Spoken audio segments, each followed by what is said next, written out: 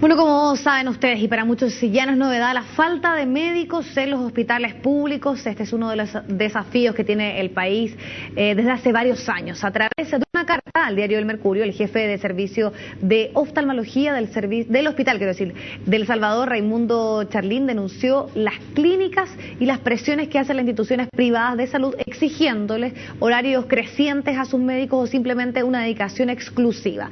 En opinión del doctor Charlín, esto estaría dando cuenta de una mezquindad sin límites y de una falta de solidaridad, obviamente, social, que tiene relación, obviamente, con críticas y con una situación que se viene dando hace muchísimo tiempo. Vamos a hablar de este tema, vamos a conversar con el expresidente del Colegio Médico, el doctor Pablo Rodríguez. Muchas gracias por estar junto a nosotros. Hola, Viana, muy buenos días. Bueno, esto al parecer no es ninguna novedad, pero finalmente nuevamente pone el tema central aquí de la falta de especialistas en el servicio público. ¿Es tan así de las presiones que hay hoy de parte de las clínicas de exigirle exclusividad o una cierta cantidad de horas que pueda ser totalmente poco compatible esto con la actividad en los hospitales públicos? Bueno, las primeras denuncias las hicimos nosotros. En ese tiempo yo era presidente del Colegio Médico. Hace unos 6 años atrás, los médicos de una clínica privada de Santiago nos empezaron a plantear que o renunciaban al hospital público o iban a ser despedidos de la clínica. La clínica les exigía exclusividad, lo que me parece francamente abusivo y limita la libertad de trabajo de los médicos. Médicos que han desarrollado durante años una carrera académica, por ejemplo, o sea, no solo trabajan en el hospital público, sino que además forman a los especialistas en el sector público, eran obligados, y así ocurrió en la gran mayoría de los casos, a renunciar al hospital público. Esto me parece una falta a la ética. Si bien es cierto, desde el punto de vista legal, en un contrato privado la clínica puede poner esas exigencias. Exacto. Me parece que es una falta grave a la ética, sobre todo considerando que esos especialistas se forman en el sector público con financiamiento del Estado. Exacto. Entonces después llevárselos, ¿no?, de esa manera tan inquisitiva, digamos, a trabajar en forma exclusiva a las clínicas no me parece adecuado. Ahora, para que se entienda, esto sería entonces por contrato. Finalmente, cuando un doctor firma con alguna clínica, se le exige una exclusividad con ella. Esto es una práctica que usted señala que hace 6 años ya se venía denunciando cuando usted encabezaba el Colegio Médico, pero ¿qué es lo que ha sucedido en este tiempo? ¿Se ha avanzado en esta materia? Sabemos que legalmente no se está incurriendo ninguna falta. ¿Qué es lo que podría cambiar una situación como esta?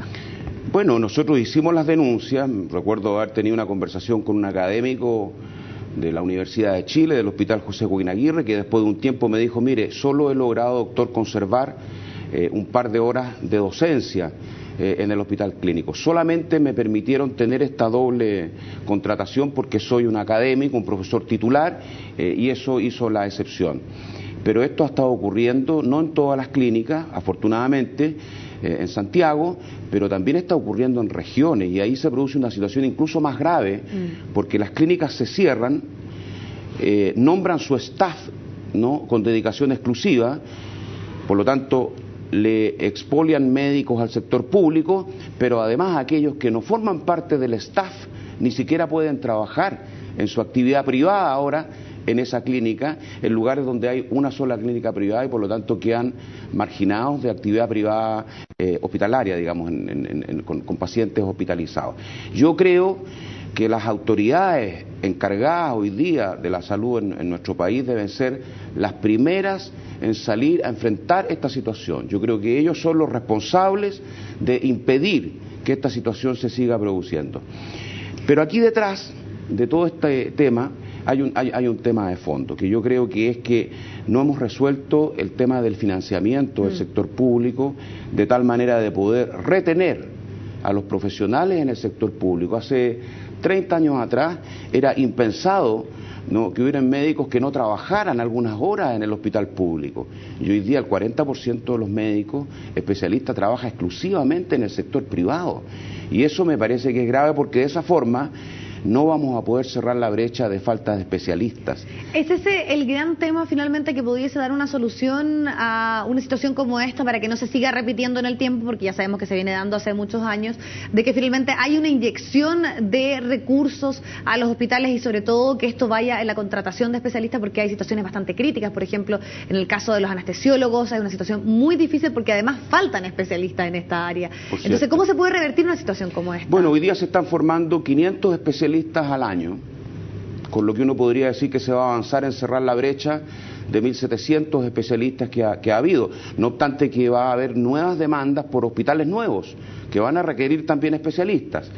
Entonces, se está haciendo un plan de formación, pero si usted no tiene resuelto el tema del financiamiento, que lamentablemente es un tema que quedó pendiente de la reforma Auge del año 2005, no se llegó a acuerdo entre el gobierno de aquel tiempo y la oposición, que hoy es gobierno, no se llegó a un acuerdo para tener un adecuado financiamiento.